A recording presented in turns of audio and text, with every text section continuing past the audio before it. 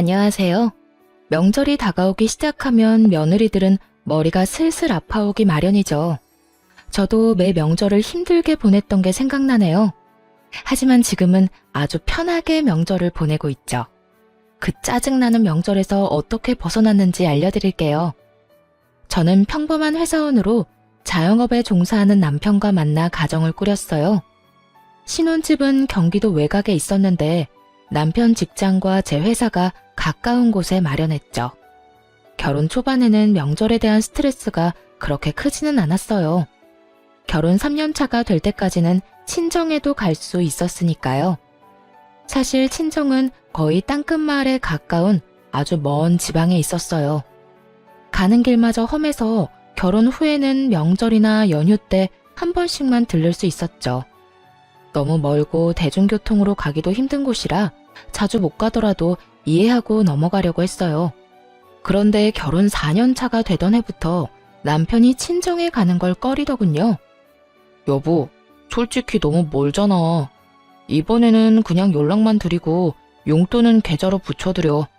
거기까지 내려갔다가 다시 올라오면 쉬는 시간도 없이 바로 출근인데. 힘들어서 일도 못해. 나뿐만이 아니라 당신도 마찬가지잖아. 이게 남편의 논리였고 솔직히 미안할 일도 아닌데 괜히 미안하기까지 했죠. 친정이 너무 멀어서 남편이 많이 피곤하겠다 싶었어요. 괜히 이렇게 먼 곳에 직장을 가지게 된 스스로를 탓하게 되기도 했고요. 그런데 시모는 또 다른 이유로 저를 친정에 보내지 않았어요. 처음 남편 말을 따라 친정에 내려가지 못한 날 시모가 저한테 그러더군요. 잘했다. 시집 왔으니 넌 죽어도 이 집 귀신이야. 친정 가봐야 이제 남이지. 우리 집에서 마음 편하게 지내라. 그리고 남편 내조도 좀 하고. 사위는 백년 손님이라잖아. 친정에 데리고 가봐야 손님밖에 더 돼. 너는 우리 집 가족이지만 거기서 우리 아들은 손님이라는 거 잘 기억하고. 요즘 세상에 장인 장모에게 잘하는 애교 많은 사위도 얼마나 많은데요. 백년 손님이라니 그만큼 남편이 처가에 싹싹하게 굴지 못한다는 뜻이잖아요. 그런 옛말을 들먹이며 친정에 내려가지 못하게 하는 시모도 웃겼어요. 그래도 그때는 그냥 그러려니 하고 넘겼죠. 모든 시어머니가 그렇듯 우리 시모도 똑같이 밉상짓을 하는구나. 정말 딱 거기까지만 생각했죠. 근데 점점 남편의 행동이 신경을 살살 긁었어요. 어느 순간부터 유별나게 시모만 챙기기 시작하더군요. 저는 명절에 친정도 가지 못하는데 부모님께 용돈을 50만 원 정도만 드렸거든요. 그런데 남편 놈은 시댁에 용돈 50만 원을 드리고 몸에 좋은 건강기능식품에 각종 과일 그리고 선물 세트까지 사서 들고 가더라고요. 좀 불공평하다 싶어서 한마디 했죠.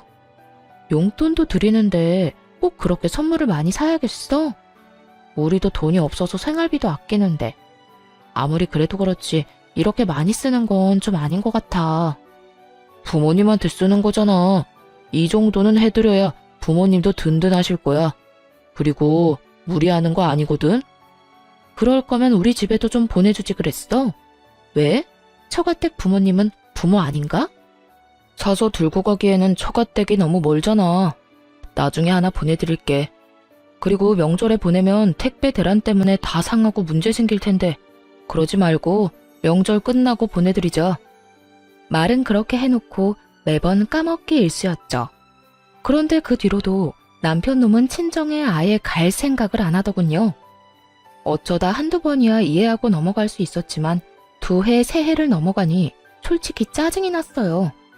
이번에는 친정에 내려가야 한다고 말하면 남편 놈이 항상 이렇게 말하는 거예요. 장인어른이랑 장모님이 우리가 내려가는 걸 좋아하시겠어? 얼굴 잠깐 보고 다시 올라가야 하는데. 부모님들은 우리 불편한 거 안 좋아하셔. 불편하게 왔다 갔다 하는 걸 걱정하시고. 그리고 내 생각은 안 해. 내내 운전은 나만 할 텐데 장장 6시간을 운전대 붙잡고 있다고 생각해봐. 그게 인간이 할 짓이야?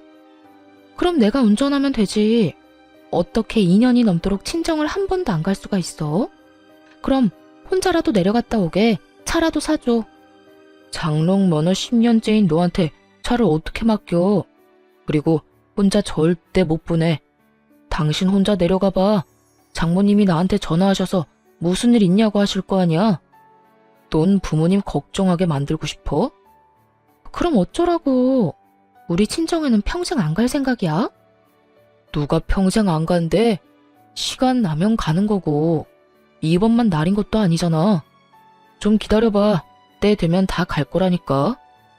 아휴, 한 대 탁 때려주고 싶을 정도로 얄미운 남편 때문에 속이 문드러졌어요. 그런데 이런 제 속을 더 파사삭 부서뜨리는 존재가 하나 더 있었어요. 바로 손아래 신우였죠. 신우는 시댁과 먼 곳에 살았는데 어떻게 된 건지 명절 낮이면 도착하더라고요. 우리 부부보다 2년 늦게 결혼했는데 결혼 후 쭉 명절 당일 낮에 자기 친정에 오는 신우가 정말 얄밉기 짝이 없었죠. 왜냐면 시댁이 신우한테는 친정이니까 완전히 주인처럼 행세하곤 했거든요. 찬물 좀 내와라. 식사가 형편이 없다. 도대체 언니는 시댁 와서 하는 게 뭐냐. 저한테 이런 평가질이나 하고 말이죠. 함께 있기 너무나 힘든 존재가 바로 신우였죠. 그런데 시모가 저한테는 친정에 가지 말라고 해놓고선 신우에게는 빨리 오라며 맛있는 거 많이 해놨다고 전화하는 걸 듣게 됐어요. 순간 짜증이 확 치밀어 올랐죠. 아무리 그래도 그렇지 며느리는 친정에 안 보내주면서 딸더러 빨리 오라고 하다니 듣는 며느리 기분이 좋을 리가 없잖아요. 도저히 참을 수가 없어서 신우에게 명절 전날 전화를 했죠. 아가씨, 이번 명절에는 본가 오지 말고 아가씨 시댁에서 시간 보내세요. 올 필요 없을 것 같아요. 아니, 새언니가 왜 나한테 집에 오라 마라 해요? 우리 부모님 집인데 왜 언니가 나를 못 오게 하냐고요. 참나 기가 막혀서. 지금 이게 뭐 하는 짓이에요? 우리 엄마도 새언니 이러는 거 알아요? 어머님은 모르시는데 아마 제 의견에 동의하실걸요? 지금 뭘 모르는 것 같은데 어머님은 아가씨가 집에 오는 거 싫어하세요. 그러면서 평소 시모의 지론을 신우에게 말해줬어요. 며느리는 친정에 자주 가면 안 된다는 그 지론 말이죠. 할 말이 없어 열받았는지 신우가 전화를 뚝 끊더군요. 그리고는 바로 시모에게 전화를 했나 봐요. 명절 전날이라 시댁에 함께 있었는데 옆에 있던 시모가 전화를 받더군요. 그래, 딸. 왜 전화했어? 엄마, 새언니가 나더러 집에 오지 말래. 엄마가 나 집에 오는 거 싫다고 했어? 뭐? 내가 왜 그런 소리를 해? 얘, 너 도대체 우리 딸한테 무슨 소리 한 거야? 왜 오지 말라고 한 거니? 시모가 화들짝 놀라서는 저한테 화를 내며 묻더라고요. 그래서 아무 생각 없는 척 시모에게 태연스레 말했죠. 어머님이 저한테 말씀하셨잖아요. 며느리가 친정 자주 가는 거 보기 싫다고요. 죽어서도 이 집 귀신인데 친정 가면 뭐 하냐고. 그러니까 저도 몇 년째 친정에 안 보내고 있으시잖아요. 안 그래요? 항상 그렇게 말씀하시길래 아가씨한테도 어머님 생각 말해드렸어요. 어머님은 며느리가 친정 가는 거 싫어한다고. 아가씨도 며느리인데 이 집에 오지 말아야 하는 거 아닌가요? 그 이야기를 듣던 시모는 순간 벙찐 모양이었어요. 다 자기가 한 말이었으니까요. 그걸 신우에게 대입해서 그대로 돌려줄 줄은 생각도 못했나 봐요. 그때 신우가 전화로 그러더군요. 이 언니 웃기네. 어떻게 며느리랑 딸이 똑같아요. 당연히 다르지. 똑같죠, 남의 며느리인 건. 근데 다른 게 있긴 해요. 아가씨랑 저랑은 시어머니가 다르잖아요. 아가씨는 상식적이고 친절하고 좋은 시어머니 만났나 보네요. 추석 당일 아침에 밥만 먹이고 바로 친정에 보내주는 거 보면. 근데 저는 다르거든요. 지금 몇 년째 친정을 못 가는 건지 모르겠어요. 가고 싶다고 해도 참으라고만 하고 가서 좋을 거 없다고만 하시는데 남의 집안 며느리 된 딸은 어찌나 집으로 부르시는지. 이래서 사람을 잘 만나야 하나 봐요. 이렇게 말하자 이번에는 신우가 아무 말도 못하더군요. 더 말해봐야 자기 엄마 얼굴에 침 뱉는 꼴만 되니까요. 게다가 내일 있을 명절 잔치를 위해 시댁 친인척들이 다 모인 자리여서 그런 말을 떠들어대니 친척들도 불편한 기색을 내비치더군요. 남의 집안일이라 대다수가 못 들은 척하는 것 같았어요. 그리고 그분들도 알게 된 거죠. 이 집 식구들이 명절에도 며느리를 친정에 안 보내준다는 걸요. 졸지의 시모는 속 좁고 며느리 생각 안 하는 못된 시어머니가 되어버렸어요. 그게 분했는지 저를 한껏 째려보더라고요. 그때 남편이 제 팔을 붙잡으며 밖으로 끌고 나갔어요. 당신 왜 이래? 왜 이런 좋은 날 기분 나쁜 소리를 하냐고. 내가 나중에 처가 때 가준다고 말했잖아, 때 되면. 그때가 대체 언젠데? 벌써 2년 동안 친정을 한 번도 못 갔어. 친정이 해외야? 제주도야? 울릉도, 독도야? 섬도 아닌 대한민국 내륙인데 왜 못 가? 처음에는 당신 피곤하다고 해서 나도 이해했어. 근데 계속 안 가겠다는 건 의도가 뻔하잖아. 야, 그런 이야기가 아니잖아. 내가 뭐 평생 안 간대? 가긴 갈 건데 요새 좀 피곤해서 못 간 거지. 참나. 명절에 시댁을 가면 친정도 가는 게 상식이야. 당신 동생처럼. 시누이 시댁은 상식적으로 행동하던데 왜 당신네는 안 그런 짓만 골라서 해? 아무리 시어머니가 달라도 그렇지. 내가 그냥 재수가 없는 거야? 그래서 이런 시어머니랑 남편 만나는 통에 친정 못 간 거냐고. 아무리 그래도 친인척들 다 있는 데서 그런 말하면 우리 엄마는 뭐가 돼? 뭐가 되긴? 상식 없고 속 좁은 시어머니가 되는 거지. 근데 틀려? 맞는 말이잖아. 당신처럼 어머님도 나 친정 못 가도록 매번 막으셨어. 몰랐지? 주말에 나 혼자라도 가려고 하면 매번 시댁에 오라고 해서 일 시키신 분이야. 그러면서 당신 내조해야 하니 친정에는 관심 끄라고 하셨고. 주변 사람들도 그런 사정을 다 알아야 내가 덜 억울하지 않겠어? 어쨌든 나 이번에는 무조건 친정 갈 거야. 당신은 오든지 말든지 마음대로 해. 그렇게 말하고 남편 차키를 챙겨서 밖으로 나왔어요. 그리고 남편 차를 타고 친정으로 내려왔죠. 오랜만에 차를 운전하긴 했지만 친정으로 가는 길을 잊어버리지는 않았더라고요. 그렇게 혼자 내려갔더니 친정 부모님이 깜짝 놀라더군요. 너 연락도 없이 웬일이야? 얼마 만에 보는 거냐? 잘 지냈어? 아빠. 잘 지냈어. 근데 우리 사위는 왜 너 혼자 내려왔어? 아, 그 사람은 시댁에 있지. 나 혼자 차 타고 여기 내려온 거야. 이번에는 나도 친정에 오고 싶었거든. 그러고는 사가지고 온 선물을 부모님께 잔뜩 안겨드리며 집 안으로 들어갔어요. 왜 지금껏 못 드린 건강기능식품과 과일 바구니들 말이에요. 오랜만에 친정집에 들어서니 푸근하고 마음이 놓였죠. 친정에는 남편과 싸웠다는 이야기는 따로 하지 않았어요. 그런데 저 혼자 내려보낸 것이 눈치가 보였는지 남편 놈이 그 다음날 부랴부랴 친정으로 내려왔더군요. 시댁 차를 몰고 왔더라고요. 그런 남편 놈을 보며 무미건조하게 말했죠. 무슨 일로 여기까지 왔어? 시댁에 있지. 당신이 여기 있는데 내가 어떻게 계속 본가에 있어. 장인어른, 장모님 잘 지내셨죠? 얼마 동안 못 내려와서 정말 죄송했습니다. 앞으로 자주 찾아올게요. 얼마나 갈지 모를 의미 없는 말을 꺼내며 남편 놈이 넉살 좋게 인사를 하더군요. 그래도 그냥 그러려니 했어요. 이 인간이 또 안 가겠다고 하면 혼자서라도 이렇게 오면 되겠다 싶었거든요. 그렇게 친정에서 쉬고 집에 도착하니 남편 놈이 그러더군요. 시모가 화가 많이 났다고요. 저는 별로 신경 안 쓴다고 왜 화가 나셨는지 모르겠다고만 했어요. 결국 남편 놈은 더 이상 이야기를 꺼내지 못했고 그렇게 명절이 끝나고 말았어요. 솔직히 마음속으로 앞으로 명절에 시댁엔 절대 가지 말아야겠다는 속셈이 있었거든요. 이제 저는 안 가고 남편만 보내면 되겠다 싶었어요. 그래서 별거 아니라고 생각하고 넘겼고요. 그런데 그대로 진정될 줄 알았던 마음에 이혼의 불씨를 지피는 일이 일어났어요. 바로 시모의 생일날 벌어진 일 때문이었죠. 그해 연말 시모 생일 잔치에 초대받아 갔어요.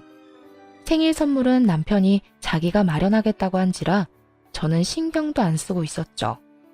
지난 명절 이후 시모와 화해를 한 것도 아니었고 가봐야 꽂아 놓은 보리자루처럼 자리만 지키다 올 거라고 예상했거든요. 그리고 시모 생일 선물도 남편이 몇십만 원 정도 용돈이나 주고 말겠지 했어요. 처음에는 무슨 선물을 준비했는지 몰랐어요. 그냥 일반 종이 가방에 담겨 있었거든요. 남편이 시모에게 그걸 주며 나중에 집에 가서 열어보라고 하더라고요. 이때까지만 해도 아무 생각이 없었는데 시모가 그게 뭔지 너무 궁금했었나 봐요. 그래서 남편이 화장실 간 사이에 그걸 꺼내서 확인을 했는데 선물을 확인한 순간 제 눈도 뒤집어졌어요. 좋기 몇백만 원은 하는 명품 가방이었거든요. 이 인간이 친정엄마 생일에 준 선물은 12만 원짜리 화장품 세트였거든요. 그것도 인터넷에서 고르고 골라 제일 싼 거 사서 친정집으로 바로 붙여줬으면서 시모 생일에는 엄청나게 비싼 명품 가방을 준 거예요. 완전히 머리가 확 돌아버릴 만큼 열받더군요. 그리고 이렇게 화가 나는데도 또 다른 이유가 있었어요. 명절 이후에 남편놈이 시모에게 외제차를 사줬거든요. 시모가 바깥 활동을 하는데 차가 없어서 힘들다는 이유로요. 그때 남편에게 엄청 화를 냈었어요. 몇 달 전에 저한테 돈까지 빌려간 인간이 그렇게 큰 돈을 펑펑 쓰니까 화나잖아요. 그래서 시어머니 외제차 사줄 돈은 있었냐고 따졌죠. 그랬더니 남편이 뭐라고 한 줄 아세요? 자기 돈으로 부모님 좋은 거 해드리겠다는데 뭐가 그렇게 안이 꼽냐고 하더라고요. 하긴 빌린 돈 보태서 자기가 번 돈으로 효도하는데 뭐라 할 수는 없죠. 하지만 기분이 더러운 건 사실이잖아요. 그날 저녁 돌아오면서 남편한테 그랬죠. 어머님, 명품 가방 사드렸더라. 어? 어떻게 알았어? 어머님이 자랑하고 싶으셨는지 당신 없을 때 열어보셨거든. 돈 없다면서 나한테 빌려가 놓고 아주 어머님한테는 펑펑 쓰네. 그렇게 돈 많으면 내 돈 먼저 좀 갚지 그래. 나도 우리 엄마한테 돈 한번 펑펑 써보게. 여보, 당신한테 빌린 돈은 이렇게 개인적으로 쓴 게 아니야. 가게에 필요한 돈이라 빌린 거잖아. 그리고 엄마한테 준 거 진짜 명품도 아니라고. 그냥 레플리카야. 몇십만 원 하는. 태연하게 말하는 남편놈을 보며 속으로 코웃음을 쳤죠. 그게 레플리카인지 진짜인지 구분을 못하겠냐고요. 마침 일하는 회사에 명품 가방 수집에 진심인 동료가 있었는데 저도 그 친구 덕에 짝퉁이랑 진짜는 구분을 참 잘하거든요. 그 비싼 걸 싼값에 샀다고 거짓말하는 남편을 보니 정말 괘씸하더라고요. 그래서 몰래 한 가지를 계획했어요. 시모가 연말에 우리 집에서 며칠 지내고 싶다고 했거든요. 남편놈이 그렇게 하라고 해서 시모가 오기로 했는데 저는 쏙 빠지려고 준비했어요. 그래서 시모가 온다는 날 전날부터 시모가 가는 그 다음 날까지 연차를 썼고 그대로 친정으로 피난을 가버렸죠. 집에 왔다가 제가 없어진 걸 눈치챘는지 시모가 급히 전화를 하더군요. 전화를 받았더니 바로 막말을 쏟아냈어요. 넌 도대체 어떻게 된 애가 내가 온다고 했는데 집을 비워? 이래가지고 밥은 어떻게 먹니? 너 평소에도 이렇게 자주 집에 안 들어오니? 우리 아들 밥은 먹이고 회사 다니는 거야?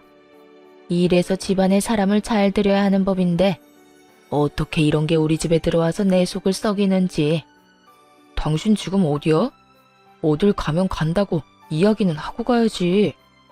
나 지금 친정 내려가는 길이야. 어머님은 내일 오신다더니 하루 빨리 오셨네. 나도 급한 볼일이 있어서 내려가는 거니까 당신이 어머님 좀 잘 보살펴 드려. 당신 어머니잖아. 친정? 갑자기 친정에는 왜 가는데? 그것도 혼자서? 무슨 일 있어? 누가 불러서 가는 거야? 무슨 일인데 말 좀 해봐. 남이사, 누가 불러서 가든 그냥 가든 당신이 뭔 상관이야? 결혼하고 지내면서 처가댁에는 전혀 관심 없었던 사람이 지금처럼 앞으로도 관심 끄고 살아. 여보, 잠깐만. 전화 끊지 말고. 다급하게 말하는 남편의 목소리를 뒤로하고 전화를 뚝 끊어버렸어요. 자기들끼리 집에서 지지고 볶든 제 알바가 아니었죠. 그런데 좀 이상하긴 하더라고요. 왜 친정에 간다니까 저렇게 예민하게 구는 걸까요? 시모는 저한테 짜증을 냈지만 남편의 반응은 뭔가 달랐어요. 뭔가 조급해하고 초조해하는 기색이 있었죠. 그렇게 이상하다 싶은 마음을 가지고 친정에 도착했어요. 남편에게 말했다시피 사실 친정에 볼 일이 있긴 했어요. 얼마 전에 시골 삼촌이 돌아가셨거든요. 그 삼촌은 원래 도시에서 살았는데 할아버지께서 시골로 내려와 농사 짓는 자식에게 유산을 다 물려주겠다고 했거든요. 가족도 없이 혼자 지내던 삼촌은 할아버지의 뒤를 이어 시골에서 농사를 짓게 됐죠. 그런데 그분이 돌아가신 거예요. 결혼도 안 하고 자식도 없는 분이라 형제인 아버지께 이제 그 유산이 상속됐어요. 아버지는 제게 그 땅이랑 유산을 다 물려주겠다고 하셨어요. 결혼 전에 엄마께 골수 이식을 해드렸는데 딸이지만 그 일이 참 고마워서 이번에 받은 유산을 다 주겠다고요. 그래서 이번에 아버지랑 이 재산을 어떻게 할까 의논할 겸 친정에 간 거였죠. 그런데 집에 도착해서 삼촌 재산에 대해 이야기하는데 아버지가 살짝 제 눈치를 보더니 이렇게 말씀하더군요. 그런데 남편 사업이 아직도 많이 힘들어? 아빠는 네가 이 재산 어디다 쓰든 상관 안 할 테니까 네 남편이 힘들다고 하면 이거 팔아서 돈 마련해. 너야 월급쟁이라서 돈 걱정 많이 안 하겠지만 자영업 하는 사람은 또 다르잖아. 저가에 돈 빌리는 게 참 어려운 일인데 따로 와서 부탁까지 할 정도면 많이 안 좋다는 이야기잖아. 불경기에는 장사가 잘 안 돼서 적자도 많이 날 텐데 그럴 때 너한테까지 부담이 가지 않게 평소에 투자를 좀 해주면. 잠깐만, 아빠. 그게 무슨 소리야? 남편이 아빠한테 돈 빌리러 왔다고? 너 몰랐어? 나는 너도 알고 있는 줄 알았는데. 아니, 언제? 얼마를 빌려갔는데? 3달 전쯤에 와서 가게가 힘든데 너까지 힘들어한다고 혹시 돈 좀 빌릴 수 있냐고 해서 빌려줬지. 6천만 원 정도. 아버지의 이야기를 듣자마자 재빨리 머리를 굴렸어요. 3개월 전쯤에 무슨 일이 있었나 하고 말이죠. 그리고 나온 결론에 정말 경악하고야 말았어요. 3개월 전에 남편놈이 시모에게 외제차를 사줬었거든요. 이 정신 나간 놈이 아빠를 속이고 돈 빌려다가 시모 외제차를 사준 거예요. 아마 그 명품 가방도 아버지가 빌려준 돈을 보태 마련했겠죠. 저한테도 돈 없다고 빌빌거리면서 1년 전에 돈 빌려간 놈이 저 몰래 아빠에게도 돈을 빌려갔다는 이야기를 들으니 진짜 열불이 나더라고요. 이제야 남편놈의 이상한 반응이 이해되기 시작했어요. 이 나쁜 놈이 저 몰래 친정 아빠한테 돈 빌린 걸 들킬까봐 친정에 간다고 할 때마다 그렇게 예민하게 군 거였어요. 와, 있는 도끼에 발등 찍힌다는 말이 있긴 하지만 이렇게 호되게 찍힐 줄이야. 정말 상상도 못했거든요. 그저 귀찮아서 친정에 안 내려가는 것이라 생각했는데 그게 아니라 이런 미친 짓을 저 몰래 하고 있었다니. 화가 치밀어 올라 계획보다 더 빨리 일을 마무리하고 집으로 향했어요. 친정에 있는 내내 남편에게서 전화가 왔는데 모조리 씹어버렸더니 나중에는 문자까지 보내오더군요. 어디냐, 언제 오냐, 내가 내려갈까 하고 말이죠. 그래서 답장을 딱 하나 보냈어요. 지금 올라간다 라고요. 그렇게 집에 도착했더니 시모는 없고 남편 혼자 있더군요. 뭔가 불길함을 느낀 건지 남편놈이 눈치를 보더니 이렇게 말했어요. 친정에는 왜 갔다 왔어? 장인어른 장모님 아무 일 없으시지? 아무 일도 없으셔. 근데 오늘 우리 사이엔 무슨 일 있을 거야. 나 당신이랑 이혼할 거거든. 갑자기 그게 무슨 소리야? 이혼이라니. 친정에 갈 때마다 어머님께 한 소리 들어야 하는 것도 짜증나고 쉬는 날에도 내 맘대로 못 쉬는 거 진짜 열받아. 그냥 이혼해. 더 이상 이렇게는 못 살아.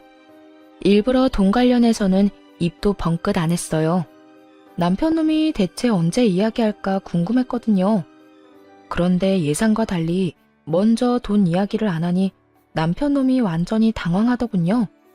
이혼을 하게 되면 저에게 빌려간 돈을 당연히 갚아야 할 테고 그뿐만이 아니라 장인어른한테 빌린 돈도 갚아야 했죠. 그걸 생각하니 아득했는지 똥줄 빠진 것처럼 안절부절 못하더라고요. 그렇게 이혼 소송을 진행했어요. 물론 남편은 절대 안 된다고 했는데 그냥 비웃어줬죠. 이혼이 자기 혼자 안 하겠다고 안 할 수 있는 게 아니잖아요. 그런데 이혼 소식을 어떻게 전해 들었는지 시모가 전화를 했어요. 네가 이혼하자고 했다며? 니깎게 뭔데 우리 아들한테 이혼하자는 거야? 걔가 뭐 잘못한 게 있는데? 나도 그렇고 아들도 그렇고 우리는 떳떳해. 뭐 쫄기라도 할 줄 알았어? 이혼하자면 하는 거지.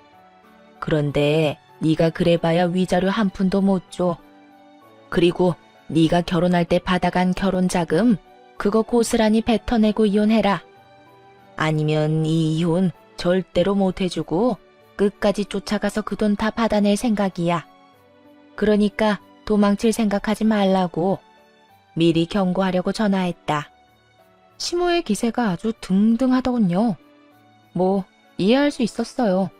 시모는 아무것도 모르고 있었으니까요. 그러니까 이렇게 커다란 폭탄을 던질 거라는 상상도 못하고 거만하게 구는 거겠죠. 그래서 그 다음날 준비한 서류를 들고 시댁을 찾아갔어요. 시모가 팔짱을 딱 끼고 두 눈을 부라리며 저를 쳐다보더군요. 그런 시모를 보며 그저 웃으면서 가지고 있는 서류를 거실 탁자 위에 올렸어요. 서류에는 1억이라는 큰 돈을 시모가 제게 줘야 한다는 글이 적혀 있었죠. 그 내용을 보고 당연히 시모는 어리둥절해 하더군요. 분명히 자기가 돈을 받아내야 한다고 생각하고 있었는데 오히려 본인에게 1억이라는 큰 돈의 청구서가 돌아갔으니까요. 이게 뭐야? 네가 나한테 돈을 준다는 얘기니? 아니요. 어머님이 저한테 1억을 주셔야 한다는 얘기예요. 그게 무슨 소리야? 너 결혼할 때 내가 1억 줬잖아. 그거 너 다 했잖아. 그러니까 이혼하면 그거 다시 다 돌려줘야지. 어디서 사람을 속이려고? 예상대로 시모는 미친 듯이 소리를 치며 거짓말하지 말라고 난리를 피우더군요. 저는 시모와는 정반대로 차분해졌죠. 여기 남편 통장 내역이 있어요. 어머님이 주신 1억 제 통장에 들어온 게 아니라 남편 통장으로 들어갔고요. 그 1억은 결혼 자금과는 아무런 상관없이 남편 가게 사업 자금으로 들어갔어요. 보면 아시죠? 한글 못 읽는 거 아니시잖아요. 그리고 그 이후로 제가 남편한테 결혼 자금으로 받은 돈은 조금도 없어요. 남편 통장, 제 통장, 어딜 봐도 그런 내역은 없잖아요. 안 믿기시면 변호사 통해서 금융기록 같은 거 살펴보셔도 돼요. 이야기를 듣는 시모 얼굴이 딱딱하게 굳어가기 시작했어요. 그러거나 말거나 서류를 다음 장으로 넘겨서 다시 또박또박 말했죠. 그리고 이건 남편이 저한테 빌려간 4천만 원에 대한 이체 내역이고요. 빌려주면서 당연히 갚으라고 이야기했고 그 돈은 온전히 제 월급으로 모은 거 확인할 수 있어요. 그리고 제 통장에는 남편이 그동안 준 생활비 내역이 있는데 6년이라는 기간을 다 통틀어도 총 금액이 1,000만 원도 안 돼요. 그렇다고 남편이 살면서 생긴 빚을 따로 갚은 것도 아니고요. 가게가 어렵다는 말에 제가 6년간 빌려준 금액이 더 커요. 정 의심되면 그것도 금융기록 뒤져보시고요. 그러면서 바쁘게 다시 다음 장을 넘기며 또 말했죠. 시모는 남편과 제가 준비한 서류를 번갈아 보며 몸을 부들부들 떨더라고요. 이건 남편이 저희 아버지에게 빌려간 6천만 원에 대한 차용증이에요. 이건 저도 몰랐는데 얼마 전에 어머님께서 저희 집에 와서 쉬셨잖아요. 그때 연차 쓰고 친정에 내려갔다가 처음 알게 된 사실이에요. 남편이 저한테 아무 말 안 하고 아버지께 돈을 빌렸더라고요.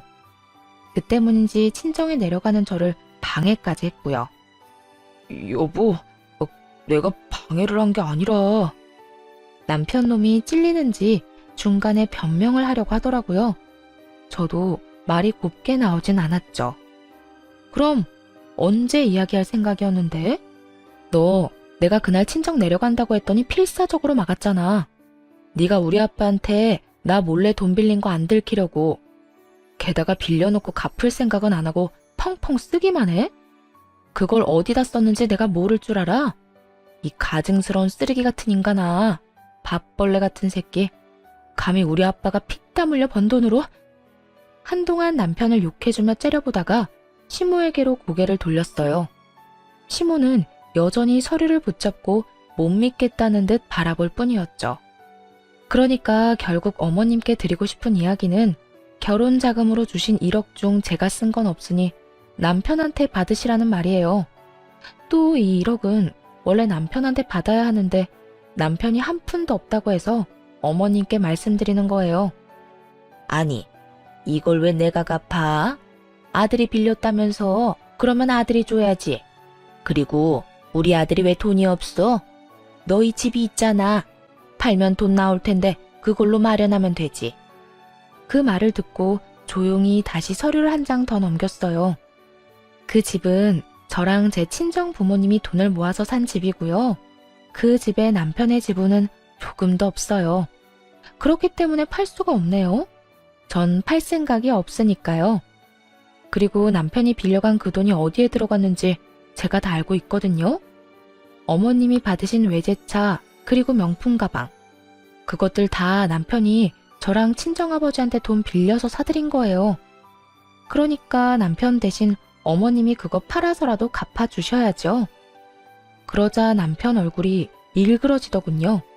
제가 남편의 상황을 모르길 바랬던 것 같았어요. 이런 돈 이야기 없이 이혼하자고 했을 때 혹시 진짜 모르나 하고 기대했겠죠? 그런 기대를 마지막 순간에 철저히 무너뜨려주는 게 진짜 복수고요.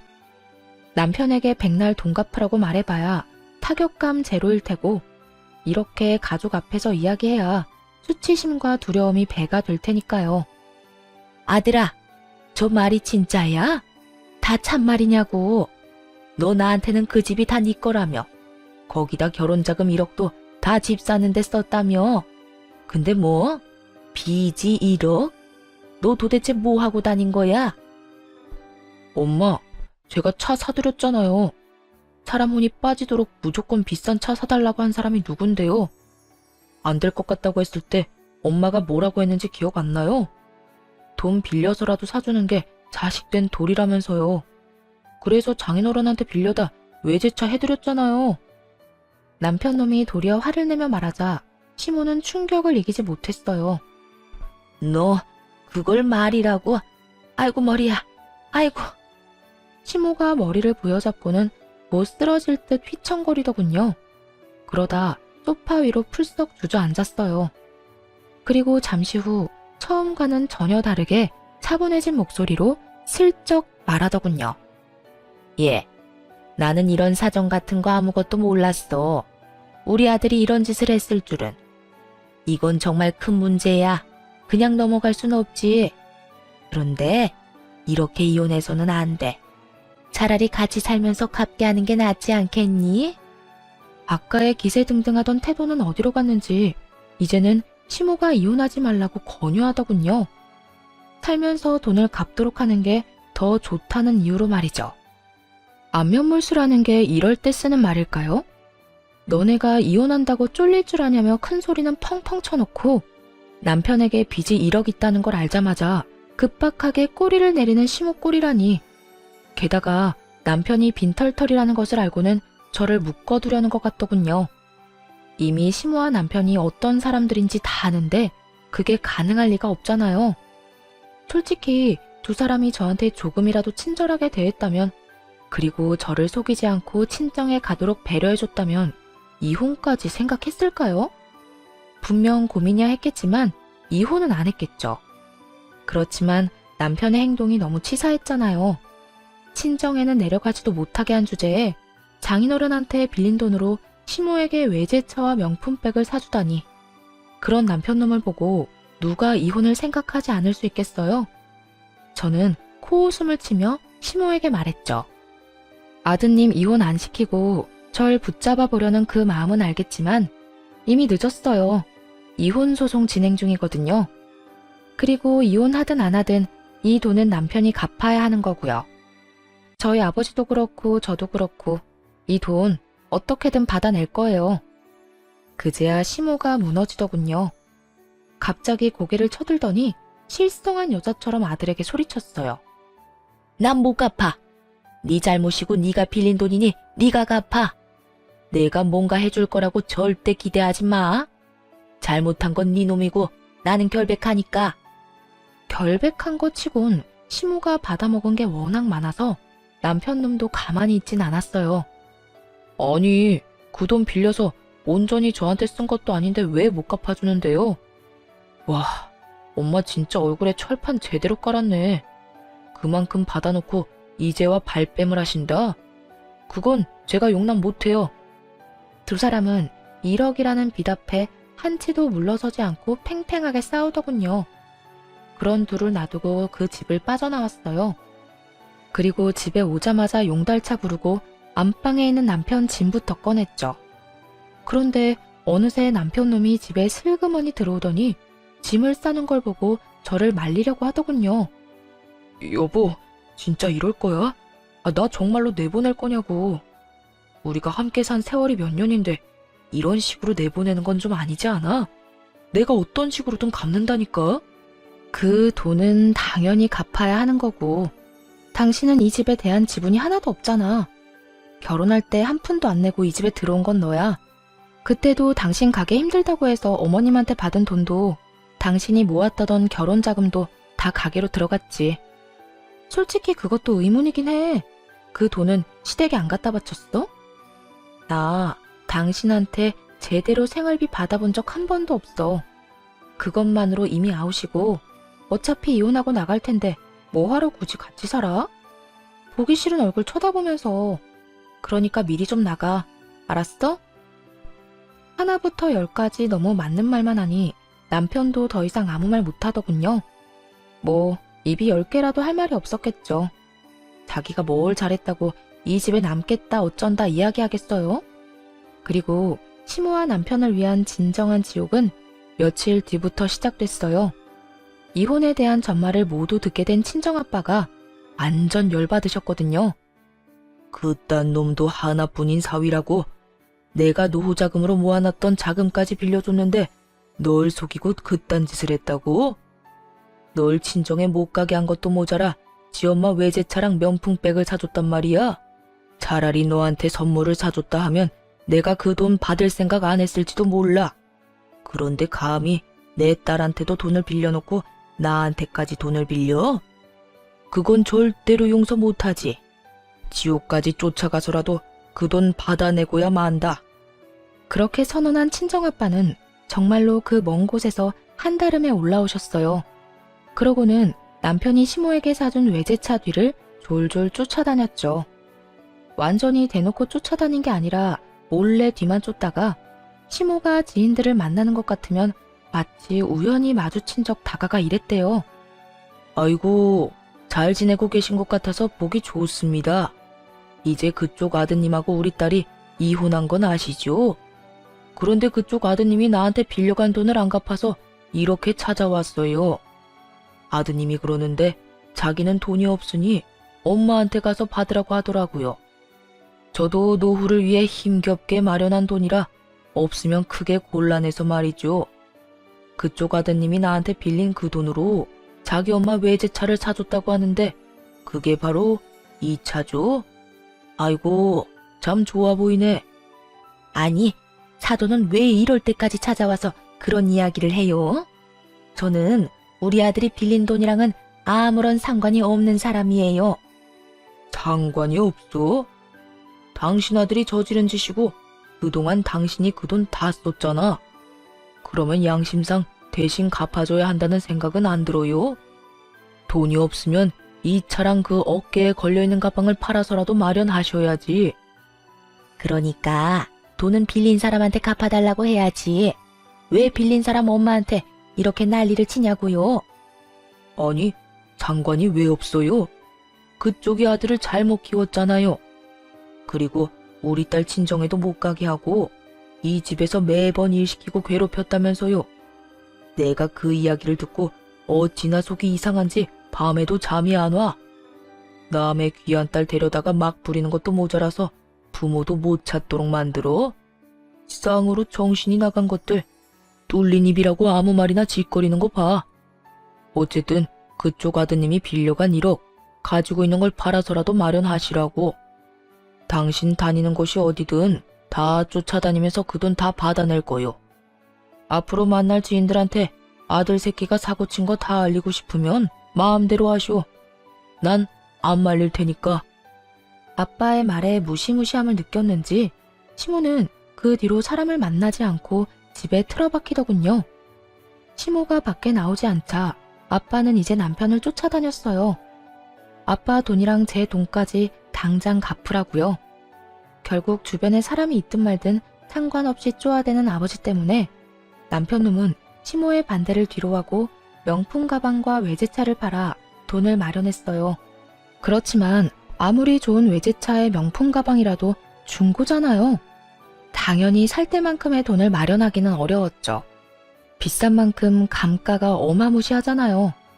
그래서 어쩔 수 없이 시댁집을 담보로 대출을 받아 저와 아버지에게 갚았더군요. 그 돈을 갚을 때 남편이 저한테 한마디 했어요. 정말 독하다 독해. 진짜 이렇게까지 해야 해? 우리가 하루 이틀 같이 산 것도 아니고 몇 년을 함께 살았는데 나는 적어도 장인어른이 좀 더 상식적인 방법으로 돈을 받아갈 거라고 생각했어. 그런데 이게 뭐야? 주변 사람들한테 소문 다 내고 나를 못살게 굴면서까지 돈을 받아갔어야 했어? 당신 왜 이렇게 사람이 못됐어? 당신 아버지도 그렇고. 우리 아빠 욕하지 마. 독한 걸로 치면 네가 최고지. 넌 그럼 얼마나 상식적이길래 우리 집 무시하고 시댁에만 돈 처바르면서 효도했어? 솔직하게 말해서 네가 시댁에 효도할 때 친정에도 똑같이 해줬으면 내가 이랬겠냐고. 입장 바꿔놓고 생각해봐. 내가 우리 엄마한테만 몇백만 원짜리, 몇천만 원짜리 물건 사주고 너희 엄마한테는 10만 원짜리 화장품 사주면 어떻겠어? 기분 더럽겠지. 그래놓고 나한테 친정에도 가지 말라고 하고. 안 당해보면 모르는 거야. 그래서 당해보라고. 네가 그 입장이 되어봐야 그게 무섭고 힘든 일인 걸 알지. 왜 나 혼자 그 더러운 행동에 피해봐야 하는데? 너도 느껴봐. 아니, 솔직히 아들이 부모님한테 효도한 게 큰 죄는 아니잖아. 아무리 그래도 이렇게 하면 나랑 엄마는 앞으로 어떻게 살아? 야, 나는 네 심보가 고약하고 괘씸해서 용서를 못하는 거야. 능력도 안 되는 게 처갓집에서 돈 빌려다가 효도를 그렇게 하면서 막상 돈 빌려준 처갓집은 무시했지. 게다가 그게 찔려서 마누라는 친정에 가지도 못하게 하고. 가슴에 손을 얹고 네 놈이 한 짓거리를 생각해봐. 결국 이혼도 돈을 받아내는 것도 완벽하게 해결됐어요. 그렇게 전 남편과는 더 이상 만날 필요가 없어졌죠. 그 이후로 몇 번이나 연락이 왔지만 다 무시했어요. 전화한 이유야 뻔했으니까요. 그래서 용서해달라는 말은 필요 없으니 연락하지 말라고 몇 차례 문자를 보냈더니 더 이상 연락이 없더군요. 전 남편과 이혼하고 나서 저는 매년 명절이 되면 친정집으로 내려갔어요. 이혼을 하고 돌아온 저를 친척들은 반갑게 맞아줬죠. 그딴 놈이랑 잘 헤어졌다고 정신 나간 놈이라고 말해줬어요. 결국엔 저와 아빠, 친정까지 다 말아먹었을 놈이라고 다들 욕을 얼마나 하는지. 그 욕만 듣는데도 배가 든든하게 부를 정도였어요. 그렇게 친정집에 있으면서 오랜만에 SNS를 했더니 신우의 게시글이 떡하니 올라왔더군요. 보니까 해외여행이라도 간 것 같았어요. 신우와 그 아이들이 이국적인 건물 앞에서 사진을 여러 장 찍었더라고요.